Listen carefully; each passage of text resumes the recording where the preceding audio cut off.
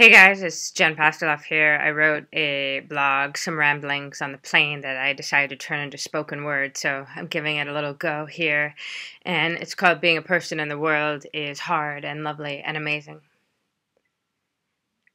Being a person in the world, here's what it's like. It's like you get into the wrong car and end up crying in the back seat because the driver is a thick accent from somewhere you can't place and you're nearly deaf, and that combination is lethal.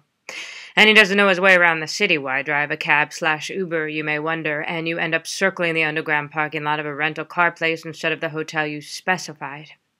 Your life comes down to a pinpoint of thought, a prick so sharp you wonder how you survived being a person in the world this long.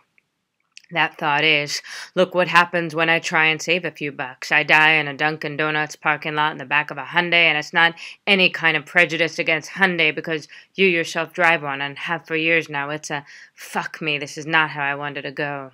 But at the same time, you know you won't die.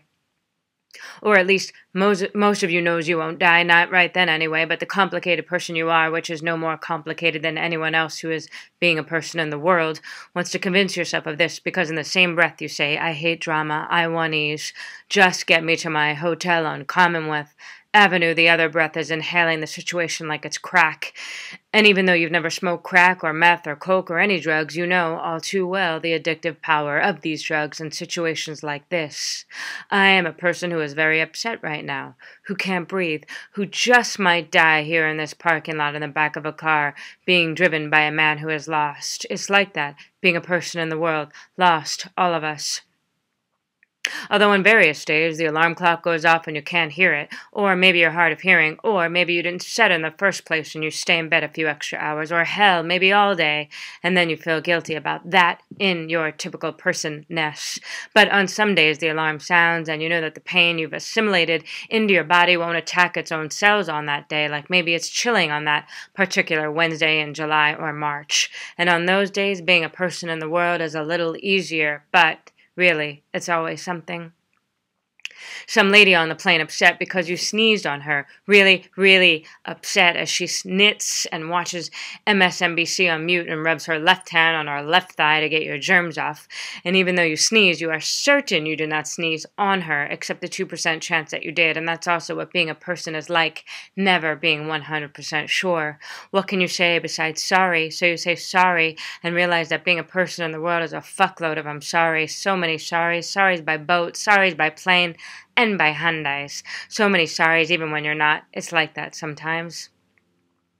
Being a person is like knitting. You kind of have to pay attention and you also kind of don't. Sometimes you can get by like that, half in, half out, half there, half not, half knitting, half watching the news.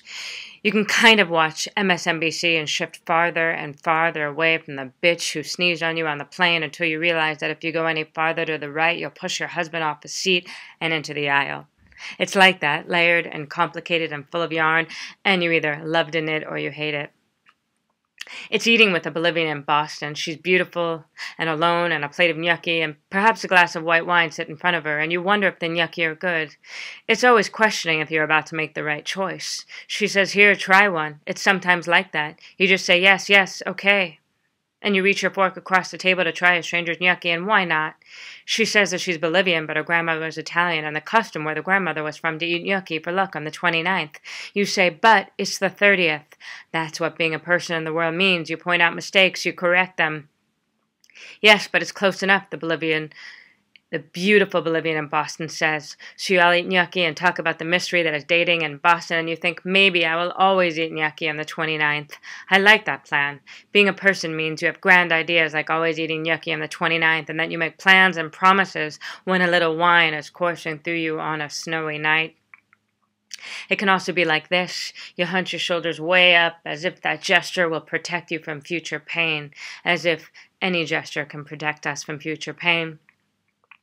And even when you share about your baby dying and how you never talk about it, there you are talking about it. Being a person in the world means you say what you never do as you stand there doing it. And your shoulders stay there because in some way you think that maybe it will happen again if your shoulders drop down and relax, as if they are the thing that is holding you up in the world.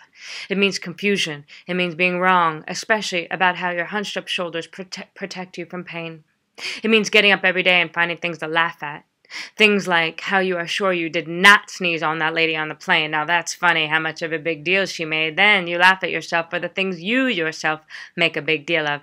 And how maybe someone else is swinging their leg off their own bed and looking for things to laugh at so they can make it through their day. And maybe they think of you. Maybe you were the lady who insisted the sneeze landed on her.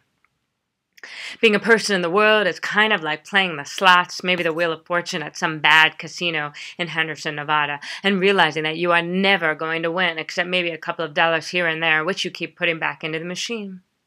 It's like going to bed and trying to remember one good goddamn thing that happened that day and remembering 7, oh, the thrill, or trying to remember one good thing and coming up with 0, zilch, nada. So you go to bed with that song, 0, zilch, nada, 0, zilch, nada in your head, a song you made up.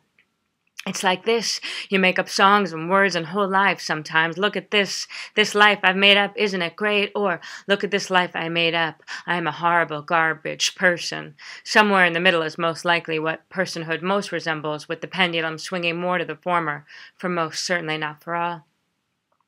Being a person in the world is fucked up and hard and terrible and wondrous. It's lovely and amazing. It's a movie title and songs. It's like being in a song, except when it's not. When you're trying to get your special needs kid to stop pulling his own hair out or stop tearing his own skin off, then it's not like a song. It's like a trap you can't get out of until you do, and sometimes you never do. It's like this. The world is a world of faces looking at you, hungry, expectant, broken, bored, believing, lost, and sometimes that face is your own. In the mirror, your own face, believing and not believing, depending on the day.